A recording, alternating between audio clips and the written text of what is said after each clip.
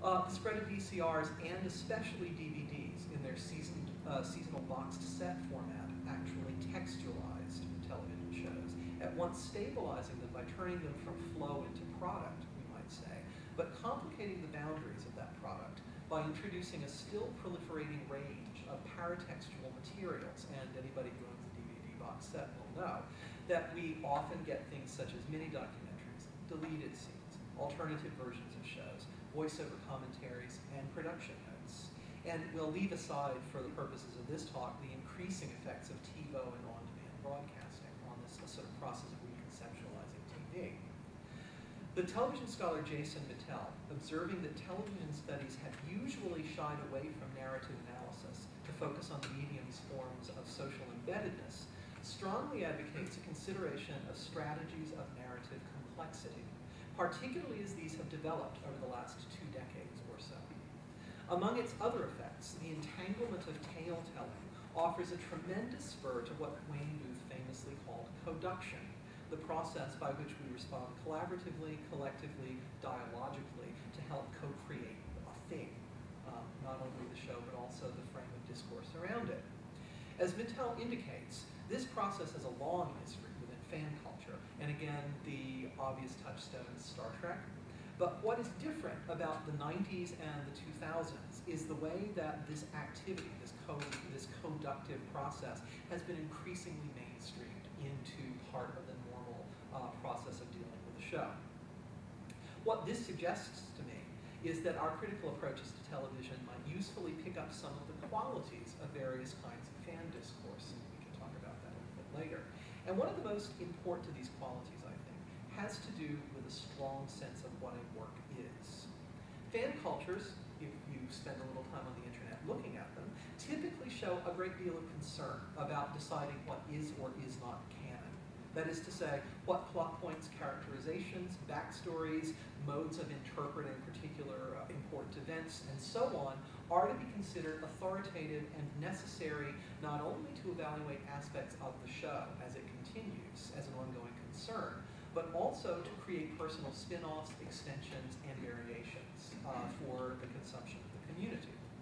There's no question that in demotic understanding there are works, however fuzzy their borders are, and complex narrative, I think, is one of the ways that such objects can tend to be marked out for our attention.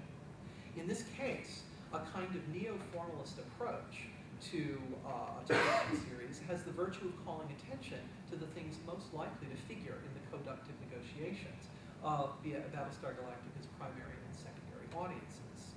And I have to say, this is a place where I think that musicological habits of interpretation can come in especially handy. It's in this context that I want to place Battlestar Galactica's Poetics of Sound. There are 2 issues I want to address briefly here. First, I want to talk for a little while about the general soundscape of the show. And second, I want to take up music's important role in structuring long spans of narrative. I'll close the talk with a few reflections on how Battlestar Galactica's sound resonates with a few larger thematic concerns of the show. Battlestar Galactica freely mixes an assortment of global materials to create a kind of semi-othered effect that's pretty much the dominant soundscape of the show.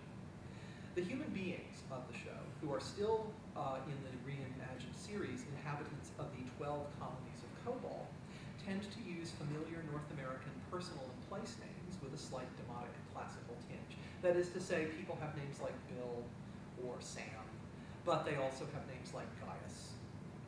That is really the sort of normal texture of the show. Their material culture is mostly familiar too. Lots of Western-style garments, for instance, with the occasional Near Eastern or African costume. The inhabitants of the colony known as Geminon, for instance, who are all sort of religious fundamentalists, like to wear sort of dashikis and turbans and things like that. The machines, also, that are available to the colonials, which is what we'll call the humans, from their ships all the way down to their everyday possessions, are often interestingly retro in their technology. And just as an aside, I think this is an interesting attempt to solve what's a constant problem in science fiction television. Well, science fiction in general. As we all know, in watching cinema or TV, there are few things that date so quickly as fashion. Hairstyle is really kind of serious, but also clothes are. And if you take Star Trek, for instance. It is at the moments when the original series of Star Trek was trying to be most futuristic that in retrospect it looks most securely 1968. The idea that what is future is basket weave, bouffants, and go-go boots and miniskirts proves to be kind of ludicrous. And the problem with that, of course, is that the damage done to our sense of what is plausibly future ends up infecting everything else, so that the original series becomes really, really hard to take in an unironic fashion, or as a sort of historical period piece. Galactica's solution to this is to make everything look old from our point of view, and it's going to be really interesting to see how it ages, if that kind of deliberately retro effect ends up making it not seem so dated. We'll find out. Now, to come back to music. The variety of musics in Battlestar Galactica follows the globalized aesthetic that we find visually, with particular emphasis on the hodgepodge of denatured styles that we have come to call world music. That is, in the show's soundscape, we characteristically hear a vast range of non-Western or Western folk instruments. We hear duduk, we hear gamelan, we hear taiko, we hear erhu, we hear yali tambur, and so on and so on. Vocals are quite common in the music's soundscape, but they mostly use a kind of non-specific middle voice heading towards alto with generalized non-Western effects. Frankly, I tend to call this to myself the Lisa Gerrard effect, naming it after the female singer who was part of the duo Dead Can Dance.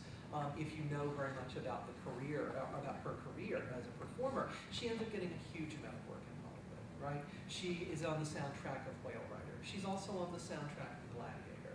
And she's sort of part of that generalized ethnic, non-specific female other voice that really, by 2008, comes to stand in for anything that is removed from you in time. It doesn't have to be a temporally exotic place like ancient Rome, but it can be. It can be just anywhere that is other. And it's very non-specific in this way. The lyrics that we do hear in Battlestar Galactica are almost never in English. More often we hear vocables, or we hear exotic languages, such as Armenian or Gaelic, or Latin, it counts as an exotic language here, or Sanskrit or Sinhalese. There are a couple more, but those are some that we did definitely do here. Western orchestral music, Western orchestral instruments are actually fairly scarce in the show's soundscape. When they appear, they are usually strings with an occasional piano. What we do not get is the sound of a full orchestra, and I'll come back to that. In addition to this sort of generalized world music style, there's also the occasional appearance of one or two Western musical styles, most notably a kind of post-Philip Glass minimalism. In fact, one of the few pieces of previously composed music quoted in the entire series is a specific piece by Philip Glass that appears a couple of times, or in a kind of defamiliarized general classical style. Just to give you a sample of this, I want to focus on the third season. I want to give you two tracks from the soundtrack that's been released for our public consumption. The first thing we're going to hear is a song, and it's a song that actually uses thematic material that's important throughout the third season. What it does is it mixes Indian and Near Eastern melodic tropes, framing a very melancholy song whose lyrics are in Armenian. And so it's sort of this sort of generalized, mysterious East thing. And the second example we're going to hear is a very unsettling, pseudo-Beethoven-esque piece that we associate with the sort of primary sonic environment of the silent